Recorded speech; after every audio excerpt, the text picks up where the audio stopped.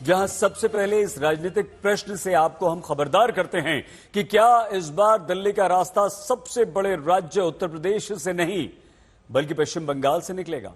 सवाल की वजह बंगाल के अंतिम चरण में वोटिंग से पहले प्रधानमंत्री का बयान है, जिन्होंने कहा कि देश में इस बार बीजेपी का सबसे बड़ा प्रदर्शन पश्चिम बंगाल में होगा।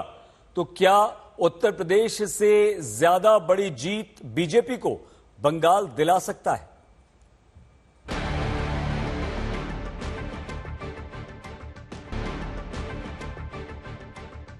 चार जून के नतीजों से पहले सबके अपने अपने दावे और दांव, जहां प्रधानमंत्री नरेंद्र मोदी का दावा सुनिए। इस बार पूरे हिंदुस्तान में द बेस्ट परफॉर्मिंग स्टेट कोई होगा तो पश्चिम बंगाल होने वाला है। भारतीय जनता पार्टी को सर्वाधिक सफलता पश्चिम बंगाल में मिलेगी। तो क्या इस बार दिल्ली का रास्ता सीधे लखनऊ से नहीं बल्कि कोलकाता से वाया लखनऊ होकर दिल्ली तक पहुंचने का दावा किया जा रहा है?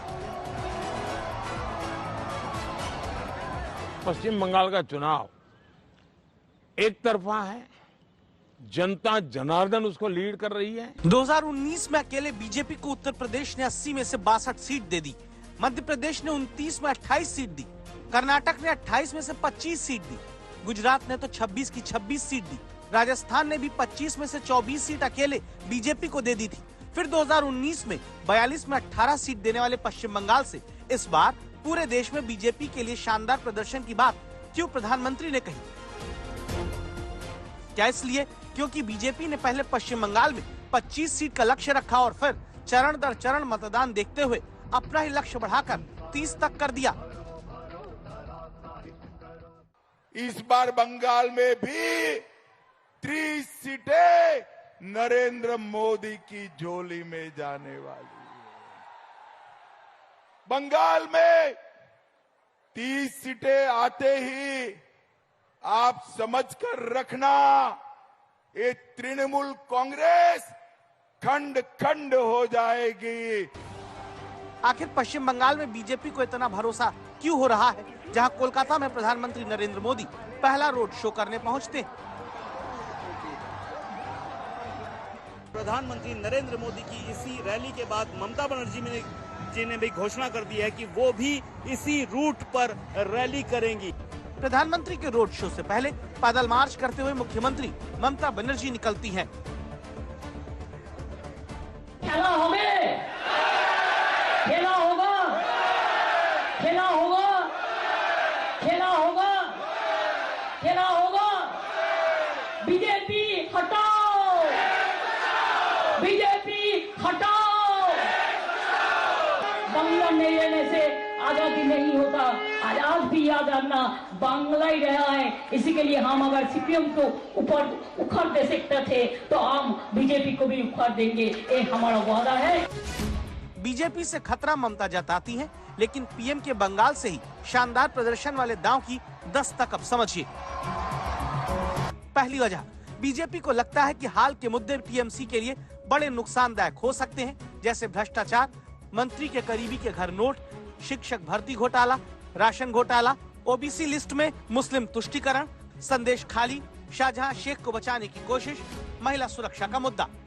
दूसरी वजह, टीएमसी और कांग्रेस लेफ्ट का अलग अलग चुनाव लड़ना। हर 10 मुस्लिम वोट में 7 से 8 मुस्लिम वोट पाती आ रही टीएमसी के वोट में इस बार सेंध लेफ्ट कांग्रेस गठबंधन लगा सकता है। और अब तीसरी वजह पर गौर करिए।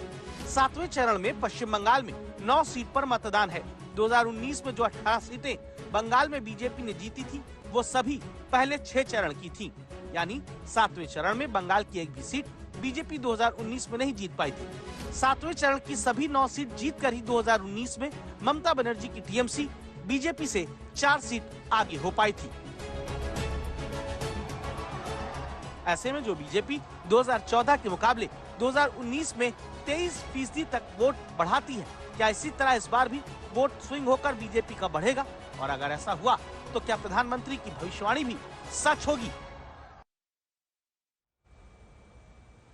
4 जून को राजनीति का टेम्परेचर सबसे हाई होने वाला है और तब किसकी सीटें चढ़ेंगी, किसकी उतरेंगी, इसे लेकर लगातार अभी से दावों के दाव चले जा रहे हैं। जहां आज अमित शाह ने 4 जून से 6 जून का कांग्रेस का टाइम टेबल ही बता दिया। राहुल गांधी ने बीजेपी की विदाई की तारीख 4 जून तय कर दी। देवरिया वालों, 4 तारीख को सुबह 7 बजे मतगणना शुरू होगी। 1 बजे तक चित्र स्पष्ट हो जाएगा। 3 बजे राहुल बाबा प्रेस कॉन्फ्रेंस करेंगे कि ईवीएम में खराबी थी, इसलिए हम चुनाव हार गए।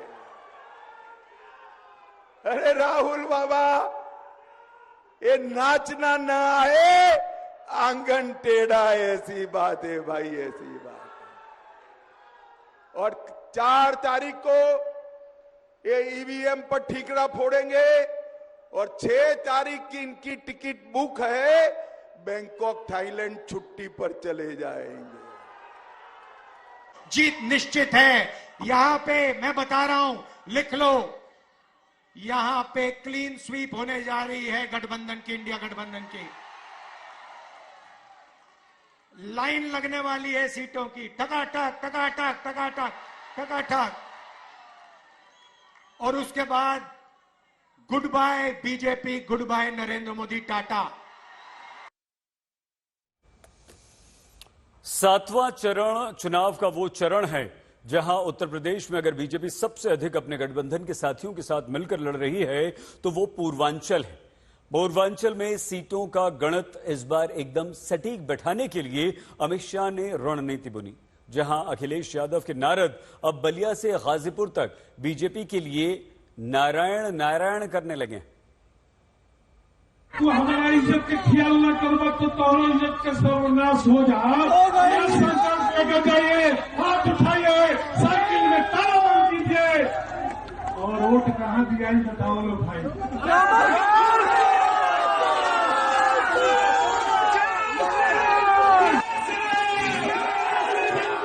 उत्तर प्रदेश की बलिया लोकसभा सीट पर पुराने समाजवादी नेता नारद राय के घर जय श्री राम का नारा लगा।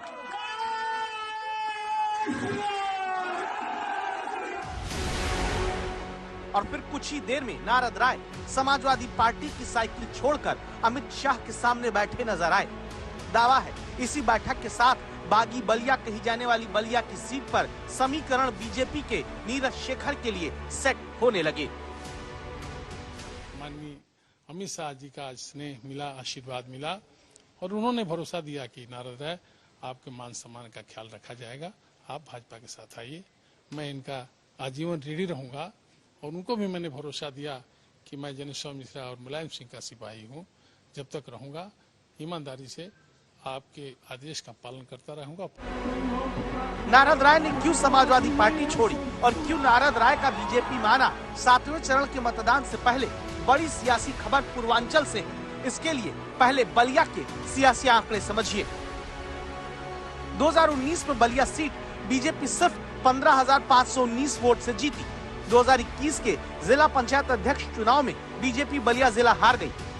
2022 के विधानसभा चुनाव में एनडीए को बलिया जिले की 7 में सिर्फ 2 सीट पर जीत मिली। बलिया लोकसभा में आने वाली 5 विधानसभा सीट में सिर्फ 1 सीट बलिया से दयाशंकर सिंह बीजेपी के विधायक हैं। 1 सीट पर राजभर की पार्टी और 3 पर समाजवादी पार्टी के विधायक जीते। अब भूमिहार समाज से आने वाले नारद राय दावा होता है कि बलिया के 9% भूमिहार वोट को बीजेपी की तरफ लाएंगे। नारद राय का बीजेपी में आना इसलिए भी बड़ी सियासी दस्तक है क्योंकि बलिया सीट पर पिछली बार भी क्षत्रिय और ब्राह्मण उम्मीदवारों के बीच सीधी लड़ाई थी, इस बार भी है। और तब भूमिहार वोट की शक्ति के साथ नारद राय का प्रदर्शन बीजेपी की बड़ी ताकत बन सकता है। सवाल हुआ कि आखिर नारद ने अखिलेश यादव का साथ क्यों छोड़ा?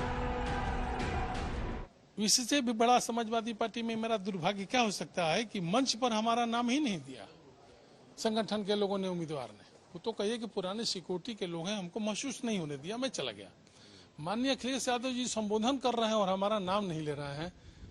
जब अखिलेश यादव जी मंच पर हमको भूल जा रहे हैं तो हम अखिलेश यादव जी को अब याद करके क्या कर सकते हैं? नारद राय मुलायम सिंह के करीबी नेता रहे। 2017 में समाजवादी पार्टी के भीतर पारिवारिक विवाद में मुलायम सिंह के खेमे में नारद राय रहे। दावा होता है कि अखिलेश यादव ये बात भूले नहीं। माननीय नेताजी को सिर्फ समाजवादी पार्टी का अध्यक्ष मानते थे, अपना बाप नहीं मानते थे।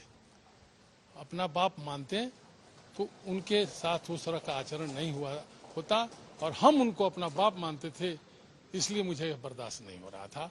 अखिलेश जी निकाल के फेंक रहे हैं, जो अपना पर्चा दाखिला नहीं कर पाए, कुर्ता। चुनाव के पहले चरण में जो विवाद उठा वो अब 7वें चरण से पहले भी जारी है। याद कीजिए, जब तेजस्वी यादव ने मुकेश सहनी के साथ मछली खाता हुआ वीडियो डाला था तो बीजेपी ने इसे नवरात्र में मछली खाना बताकर सनातन का अपमान बता दिया था।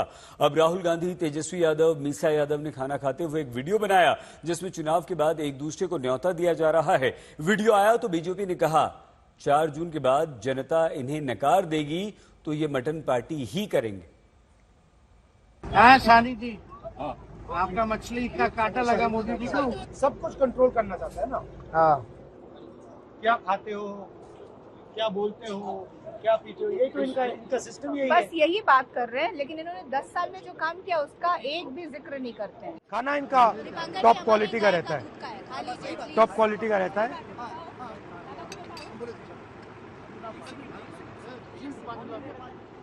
मेरी बहन भी आपके लिए पकाना चाहती है, मैंने उसको कहा है। आपके घर से ही राहुल जी 2 बार मटन खा बता दीजिए। अब हमें खिलाना पड़ेगा। Now it's my turn, my sisters and my turn to invite them. Modi ji को तो कांटा नहीं लगा, लेकिन तेजस्वी को जरूर कांटा लग गया। 34 वर्ष का नौजवान जो है व्हील चेयर पे चढ़े, ये दुर्भाग्य है हम लोगों के लिए। लेकिन आप सोचिए, ये लोग सनातन विरोधी हैं, राम विरोधी हैं, भगवान विरोधी हैं, और ये लोग सावन के महीने में मटन खाने वाले लोग हैं। इन लोगों के पास कोई काम नहीं, ये लोग निकम्मे लोग हैं, ये लोग किसी काम के नहीं। तो यही करेंगे ये लोग, इनके पास काम क्या बचेगा।